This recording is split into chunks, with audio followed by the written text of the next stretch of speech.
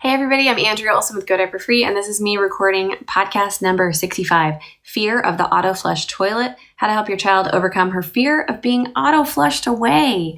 I also have a complimentary video that goes with this, so during this podcast recording, I will tell you where to get that. I'll just tell you right now, go to godiaperfree.com/65, or just look at my YouTube channel here as well. All right, so let's begin this recording. Welcome to the Go Diaper Free podcast, where we're all about helping you potty your baby as early as birth. I'm your host, Andrea Olson, author and mom of 5 E-Seed babies. This is episode 65, Fear of the Auto Flush Toilet. How to help your child overcome her fear of being auto flushed away.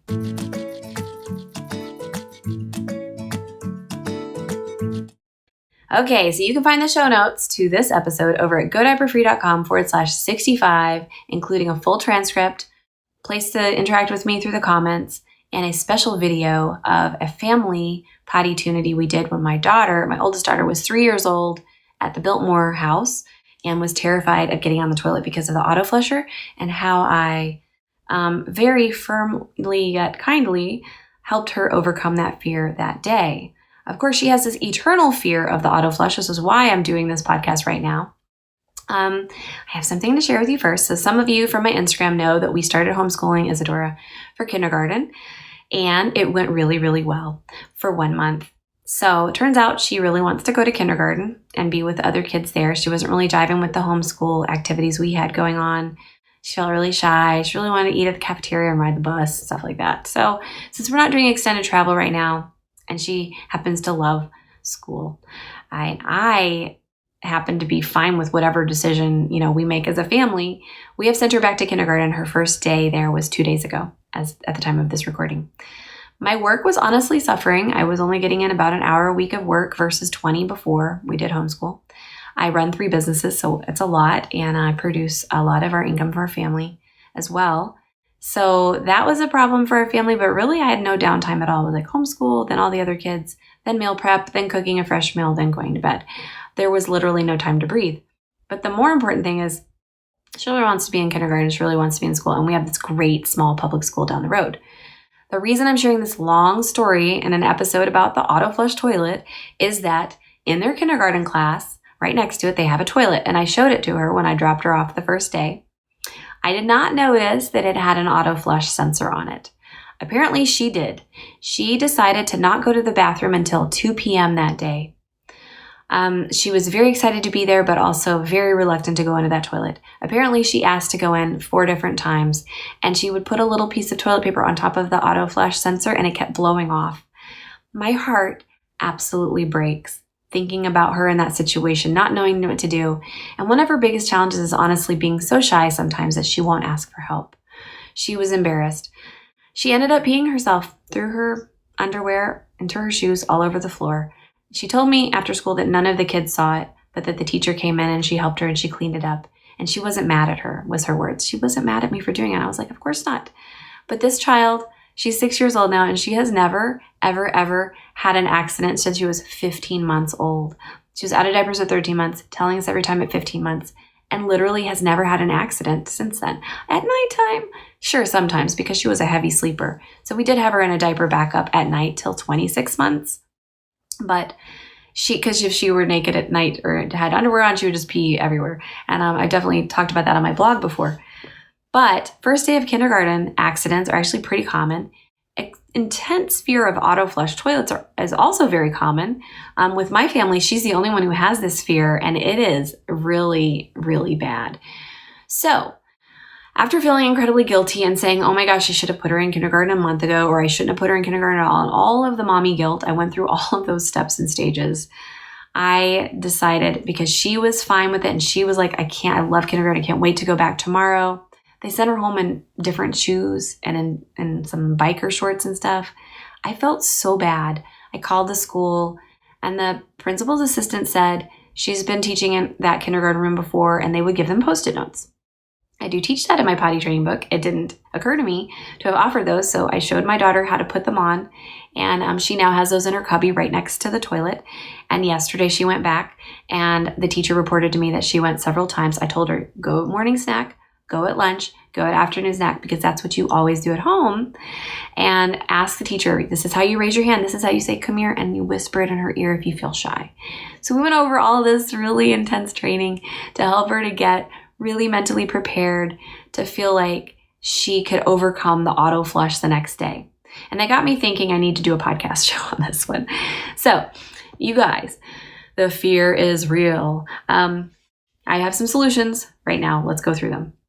And at the end, I'll tell you about the video of our family pee and what I did with her 3 years ago to help her to go that day. And it's a continual training, you guys. Some kids are terrified of the auto flush. And I really wish that those loud hand dryers were never invented. Okay, solution number 1. Carry a Post-it note, a stack of Post-it notes. If you're watching the YouTube version of this, I have some right here. Carry those in your diaper-free bag. And always use them from day one. If you ever have a situation where your child is on the toilet when that auto flush sensor goes off, because we're doing EC with such young babies, you could set them on the toilet seat reducer on the public toilet. That thing goes off because it doesn't see that the child's there because they're so small. That can kind of damage them for a really long time. And I think that's what happened to Isadora. It happened a long time ago, and she thinks that every toilet's going to do it to her. And she's afraid of being flushed away. The other thing, if you don't have a Post-it note handy, you can stick a sticker on it. That's another option. You can also drape some toilet paper over the sensor. A longer piece usually works better, and that will keep the sensor, the eyeball, from seeing them. You can also use your child's pants. If they're in a stall that doesn't have toilet paper, they've run out, put the child's pants over the sensor. That could work. Basically cover up that thing so it can't see what's going on. The second thing I want you to do, besides carrying something or having a plan to cover the sensor, is to practice flushing at home and to reduce the fear around that. Get them used to the sound of the flush. Usually public toilet flushes are way louder than they are at home, but any child who's really comfortable with flushing at home and really enjoys that process will be comfortable with a sound coming out of the toilet when that flushing happens. It also gives them control. I am the one flushing this. And when they get off the auto sensor toilet at a public place, you can have them push the button so that it doesn't just automatically go off, so they feel control, or you can push it, or you can just get out of the stall as fast as possible and pull the toilet paper off. The other thing is, I have a board book called the Tiny Potty Board Book that talks about the whole potty routine. If you don't have it, definitely grab a copy at godiaperfree.com or tinyandies.com. Part of the routine is flushing the toilet, and by seeing this child in this book, flushing the toilet is part of the routine. Your child can get used to integrating that as part of his or her process. We also want you, so besides covering the sensor and practicing at home, I want you to practice in public. You flush with your child in the stall, like close to the door. They can step outside of the stall while you flush it. Gradually, you want the child to be closer and closer and closer to the toilet as you flush it, until finally they are the ones flushing it. I don't usually suggest rewards, but you could offer a small reward for them to do it. If you do that, if you go ahead and flush this, show me your big girl, and we're going to go out and get that sucker for you. That is a bribe. I'm not all for bribes at all, but for something like that, where it's like this huge accomplishment of getting over a fear, and maybe sometimes it's just a behavioral thing, like they're just afraid of it, understandably, we can give a reward one time for doing that. They can get them over the hump as a possibility. If you're into it, if you're not, whatever, don't listen to me. Then you can, okay, here's the thing. Toilet seat reducers really help a child feel more secure and stable on a public toilet. You've got the sensor covered up. You've explained that eyeball cannot see you right now because I've covered it up. You're relaxing with them.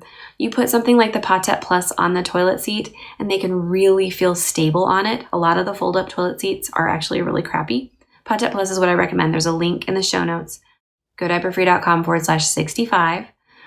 If you cannot get your child to sit on a public toilet and you just want to hold them over it, cover up the sensor, hold them in EC position, squatting over the toilet, that's fine too. As a last resort, bring your mini potty that you got from my tinyandies.com store, the really short mini potty, along with you in your diaper-free bag. It's very lightweight, very small, and it has been known to fit into those bags. And you can use that inside the stall, dump it, and then have the flushing be a part of this process as well, that you want to encourage and engage your child in, slowly but surely engaging in that process. By the time they're 18, I'm hoping they will be comfortable with the auto flush. Again, there was a video of our family pee-pee with when I only had 3 children. When Isadora was 3 years old, we were at the Biltmore estate, at a restaurant and she really did not want to go in. She starts freaking out pretty early on, so you can see the tension. You can see how I firmly yet kindly help her overcome that fear, and we get her to pee in the potty and then all the other kids as well.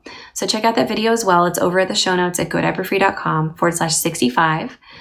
I do have a couple of tips from our listeners before we go. No, I only have one. Linda and Tustin is a treasure trove of tips. I have a foldable seat reducer for use in public toilets. And I also keep a small potty in the car in case we need it. That's another alternative. If they don't like flushing, you can do the potty in the car. Although Linda's husband is pretty vehemently against having him use the potty in the car and then dumping it in a planter, both for privacy and public sanitation concerns. So she tries not to use it unless she has to. So she keeps a foldable seat reducer in her bag and then a small potty in the car. Being equipped is key for EC success. You guys know that by now, right? Okay. So comment with tips you have over in the show notes on the blog with any questions you have for me there. I look forward to interacting with you there as well.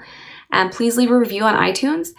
Believe it or not, the more parents, the more iTunes charts will show my podcast on it, the more people who leave reviews, they take it seriously more. And this will help more parents discover Elimination Communication by moving us up on the iTunes charts. We've got a lot of reviews there so far. Please pull over when you stop for gas, voice dictate your review into iTunes directly, and after the next Poditunity, get your review up there. It will really literally help so many more thousands of parents find this podcast. We already have a big listenership, but we want more. Okay, so that's it for today. I'm Andrea Olson with the Go Diaper Free podcast at godiaperfree.com, and I'll see you next week. That's it, you guys. So please leave a message below this video. Leave a message. Comment with any questions you have for me or any tips about the auto flush. And definitely check out that video where I'm showing Isadora how to overcome that fear. It is on my YouTube channel as well. Thanks so much. I'm Andrea with Go Diaper Free. Subscribe and hit the bell and I'll let you know when I have my next video out. Take care. Bye.